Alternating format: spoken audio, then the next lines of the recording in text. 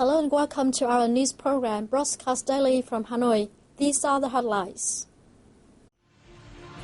Prime Minister Nguyễn Tấn Dũng highlights socio-economic outcomes at National Assembly section. Vietnamese seafood conquers U.S. market. Veterans Cafe recreates wartime atmosphere.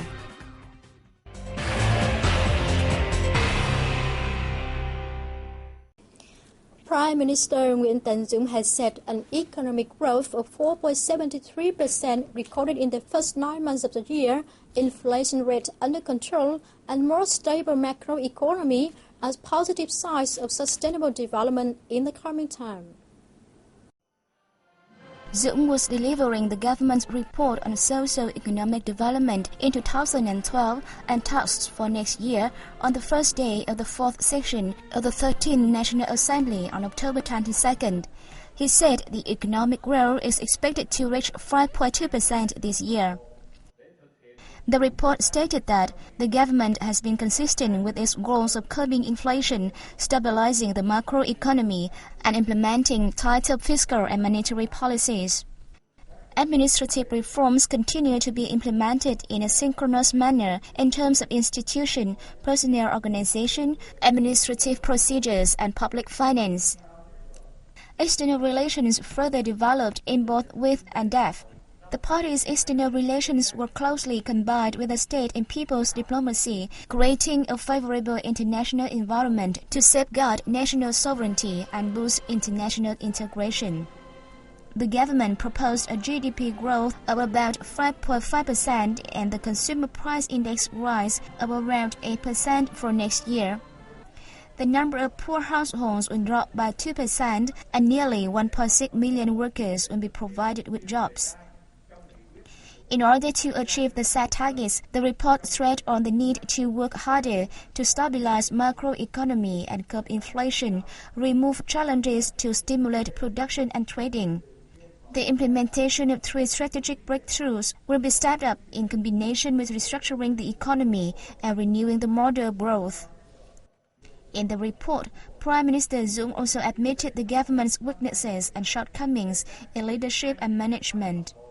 The Prime Minister also acknowledged his responsibilities and apologized to the National Assembly for the above-mentioned weaknesses and shortcomings.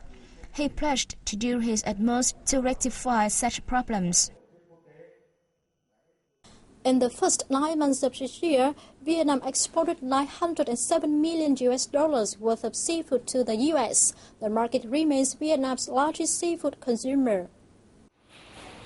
It was followed by the EU, Japan, and the Republic of Korea and China. Out of the top 10 global countries that import Vietnamese seafood, only the EU, Canadian, and Russian markets saw a decline. However, other markets experienced an average increase of between 7 to 23%, led by Australia and Japan, with 22.7% and 19.1% respectively. Shrimp exports earned $1.62 billion in revenue, down 3.9% over the same period last year, while the turnover from shellfish dropped by 11.9% year-on-year.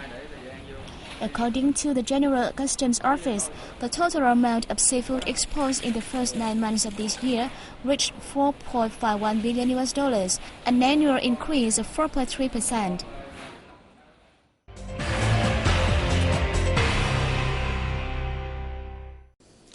The Vietnamese embassy in Malaysia hosted a cultural exchange in Kuala Lumpur on October 22nd to boost ties among women associations from ASEAN member countries.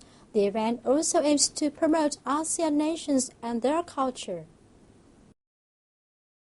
Hoàng Thị Quỳnh Liêu, the wife of the Vietnamese ambassador to Malaysia, reviewed the contributions made by the Vietnamese Women's Association in Kuala Lumpur to the ASEAN Women Association's common activities. She said she hopes that the exchange will help further strengthen understanding and solidarity among ASEAN nations' people in general and women in particular, as well as contribute to building a peaceful, stable and prosperous ASEAN community. During the event, participants visited an exhibition of Vietnam's contemporary art, which highlights the daily life and spirit of Vietnamese women. Vietnam's Women's Museum has been voted one of the best and most popular tourism destinations in Hanoi in 2012 out of 80 other attractions by the world's largest travel website, TripAdvisor. Visitors to the website over the past 12 months gave the museum 4.5 out of 5 possible stars, naming it the most attractive tourism destination in Hanoi. Sitting on a site of 2,000 square meters in Lý Thường Kiệt Street, Hoàn Kiếm District, the museum has more than 25,000 items on display, including documents, photos, and a wide range of exhibits. Together, they highlight the contributions Vietnamese women have made in the past and present, as well as portraying their daily lives. Well, I think, it's very different. This museum is very different from the other museum. The museum that I visit. The museum was founded in 1987 as part of the Vietnam Women's Union. It contains an important bank of cultural and historical information on the lives of Vietnamese women across the nation's 54 ethnic community groups. All the exhibits have real stories and people behind them and are on display in a very open and creative space. It's interesting to see the daily life of women in Vietnam, how from a very young age they learn from their mothers to sew and how to cook and look after their children. It's interesting to see their national dress.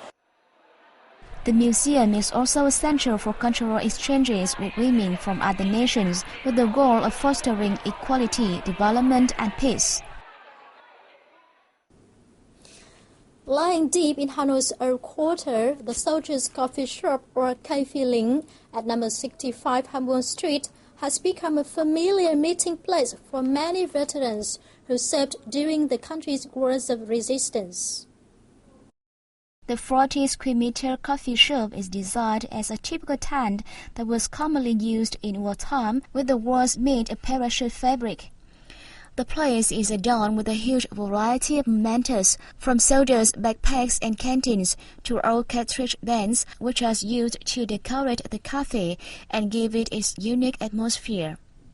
Visitors to the cafe can experience the strong and plain style, which is very military, even verging on the austere, but the theme works well as soldiers are more used to harsh conditions rather than comfortable living.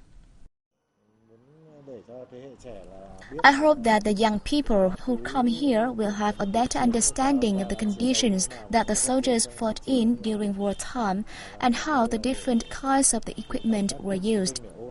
I also wanted to make it a place for veterans to gather and meet their old comrades to share their memories and experience. Every item in the cafe and its general decor tells a story of the hardships the soldiers experienced in their daily lives. Sitting here surrounded by all these artifacts gives me a vivid impression of the war. Listening to the music and seeing all the souvenirs that were collected by the soldiers, I feel very proud of our older generations. The cafe is also popular with many veterans who lie together and retell their stories of wartime. Nguyễn Mạnh Hiệp, a veteran who fought on the Quảng Trị Thừa Thiên battlefields, often stops by to remind himself of the hard times he shared with his comrades. Every single souvenir moves him deeply. Many of my comrades were killed during the war, and looking at all the souvenirs made me miss them a lot. Many people who grow up in peacetime are also interested in the soldiers' coffee. They come here to touch the souvenirs and listen to the stories retold by veterans like Hiệp. All I know about the war has been learned from watching films and reading. After coming here where I can touch the actual equipment of soldiers used with my own hands, the feelings become very real. The shop not only reminds both local people and tourists of the futility of war, but also helps to ensure that the younger generations will continue to promote their ancestors' tradition of defending the nation against invaders. You've been with VNA today. We thank you always for watching, and please tune in the program throughout the week for more updated news.